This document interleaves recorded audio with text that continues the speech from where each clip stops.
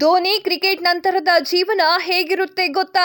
Second ಇನ್ನಿಂಗ್ಸ್ಗೆ plan ರೂಪಿಸಿಕೊಂಡ ಧೋನಿ. ನಮಸ್ತೆ, ಕರ್ನಾಟಕ ಟಿವಿಗೆ ಸ್ವಾಗತ. ನಾನು ಕಾವ್ಯ ಹೆಗಡೆ. IPL 2024 ಹತ್ತಿರ ಬಂದಂತೆಲ್ಲ MS ಧೋನಿ ಅವರು ಕಣ್ಕುಕ್ತಾರೆ. ಅವರ ಆಟವನ್ನ ನೋಡಿ ಅಭಿಮಾನಿಗಳು ಫಿದಾ ಆಗಿದ್ದಾರೆ, ಅದು ಎಲ್ಲರಿಗೂ ಗೊತ್ತಿದೆ.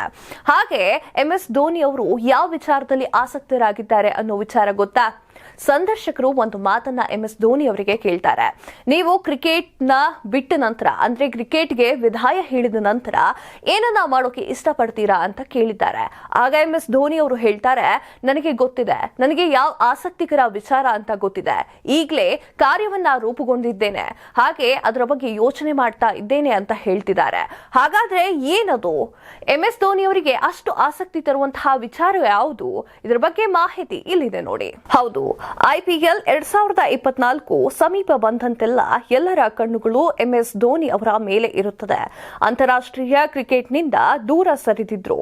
ಮಾಜಿ ಭಾರತೀಯ ನಾಯಕ ಇಂಡಿಯನ್ ಪ್ರೀಮಿಯರ್ ಲೀಗ್ನಲ್ಲಿ ಉಪಸ್ಥಿತಿಯನ್ನ ಮುಂದುವರಿಸಿದ್ದಾರೆ. ಅವರ ನಾಯಕತ್ವವು ಚೆನ್ನೈ ಸೂಪರ್ ಕಿಂಗ್ 2023ರಲ್ಲಿ 5ನೇ ಬಾರಿ IPL ಪ್ರಶಸ್ತಿ ಗೆಲ್ಲಲು ಕಾರಣವಾಯಿತು. ಆದರೆ ಧೋನಿಗೆ ಈಗ 42 ವರ್ಷ. ಕ್ರಿಕೆಟ್ ನಂತರ ಅವರು ಭವಿಷ್ಯ ಏನಾಗುತ್ತದೆ ಎನ್ನುವ ಬಗ್ಗೆ ವ್ಯಾಪಕ ಊಹೆಪೋಹೆಗಳು ಎದ್ದು ಕಾಣಿಸ್ತಾ ಇತ್ತು. ಈ ವೇಳೆ MS ಧೋನಿ ಅವರು ಕ್ರಿಕೆಟ್ ನಂತರ ಜೀವನ ತಮ್ಮ ಯೋಜನೆಯನ್ನ ಬಹಿರಂಗಪಡಿಸಿದ್ದಾರೆ.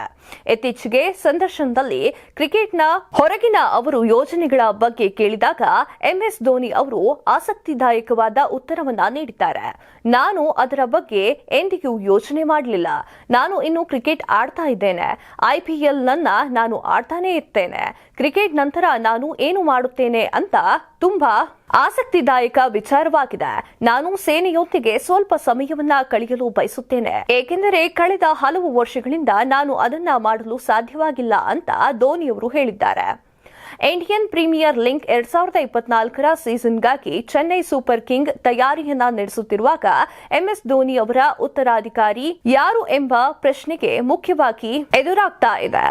ರವೀಂದ್ರ ಜಡೇಜಾ ಅವರನ್ನ 2022ರಲ್ಲಿ CSK ನಾಯಕರಾಗಿ ಸಂಕ್ಷಿಪ್ತವಾಗಿ ನೇಮಕ ಮಾಡಲಾಗಿತ್ತು. ಆದರೆ ಧೋನಿ ಅವರು ಪುನಃ ಮಧ್ಯ ಋತುವಿನ ನಾಯಕತ್ವವನ್ನ ವಹಿಸಿಕೊಳ್ಳಬೇಕಾದ ಸವಾಲುಗಳನ್ನ ತಂಡ ಎದುರಿಸಬೇಕಾಯಿತು. ರವೀಂದ್ರ ಜಡೇಜಾ ಅವರ ನಾಯಕರಾಗಿ ಮರಳುವುದು ಅಸಂಭವವೆಂದು ತೋರುತ್ತಿತ್ತು.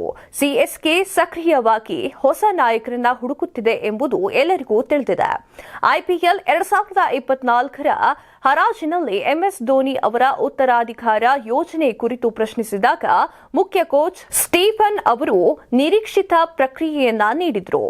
ದುಬೈನಲ್ಲಿ ನಡೆದ ಹರಾಜಿನಲ್ಲಿ ಈ ಸಂದರ್ಭದಲ್ಲಿ ನಡೆದ ಪತ್ರಿಕಾಗೋಷ್ಠಿಯಲ್ಲಿ ಸ್ಟೀಫನ್ ಅವರು ಚೆನ್ನೈ ಸೂಪರ್ ಕಿಂಗ್ ಕಳೆದ ದಶಕದಿಂದ ಧೋನಿಗಾಗಿ ಉತ್ತರಾಧಿಕಾರದ ಯೋಜನೆಯನ್ನ ಹೊಂದಿದ್ದಾರೆ ಎಂದು ಪ್ರಸ್ತಾಪಿಸಿದ್ರು. ಆದಾಗ್ಯೂ ಧೋನಿ ಉತ್ಸಾಹದಿಂದ ತಂಡವನ್ನ ಮುನ್ನಡೆಸುತ್ತಿದ್ದಾರೆ ಎಂದು ಅವರು ಹೈಲೈಟ್ ಮಾಡಿದ್ರು. ನಾವು ಸುಮಾರು 10 ವರ್ಷಗಳಿಂದ MS ಗಾಗಿ ಉತ್ತರಾಧಿಕಾರ ಯೋಜನೆಯನ್ನ ಹೊಂದಿದ್ದೇವೆ. ಇದು ಮಾತನಾಡುವ ವಿಷಯವಾಗಲಿದೆ. ಆದರೆ ಅವರು ತೊಡಗಿಸಿಕೊಂಡಿದ್ದಾರೆ ಮತ್ತು ಉತ್ಸಾಹದಿಂದ ಇದ್ದಾರೆ.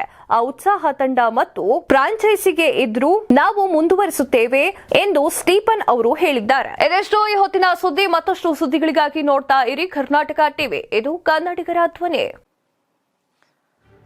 ಈ ಭೂಮಿ ಮೇಲೆ ತಾನಷ್ಟೇ ಉದ್ಧಾರ ಆದ್ರೆ ಸಾಕು, ಬೇರೆಯವ್ರನ್ನ ಬೆಳೆಸೋ ಉಸಾಬರಿ ನಮ್ಗ್ಯಾಕೆ ಅನ್ನೋರ್ ಸಂಖ್ಯೆನೇ ಜಾಸ್ತಿ.